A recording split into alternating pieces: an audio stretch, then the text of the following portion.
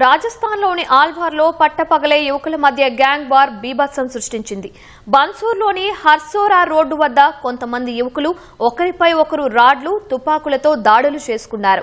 రెండు గ్యాంగులు దాడులు, ప్రతిదాడులకు తెగబడడంతో ఆ ప్రాంతమంతా బీతావహ వాతావరణం నెలకొంది. రెండు కార్లలో వచ్చిన ఓ గ్యాంగ్ సభ్యులు ప్రత్యర్థి వర్గానికి చెందిన సభ్యులపై దాడికి దిగారు. ద్విచక్ర వాహనంపై వస్తున్న వారిని కారుతో ఢీకొన్నారు. ఆ ప్రమాదం నుంచి తప్పించుకున్న అవతలి గ్యాంగ్ సభ్యులు తుపాకీతో కారులోని వారిపై కాల్పులు జరిపారు. అయినా వెనక్కి తగ్గని కారులోని ముఠా అవతలి గ్యాంగ్ వ్యక్తులను మరోసారి కారుతో ఢీకొట్టేందుకు ప్రయత్నించింది. వారంతా త్రుటిలో తప్పించుకొని పక్కనే ఉన్న ఇంట్లోకి పారిపోయారు. తర్వాత రెండు కార్లలోంచి దిగిన యువకులు అవతలి వర్గం వారి బైక్పై రాడ్లతో దాడి చేసి దానిని ధ్వంసం చేశారు.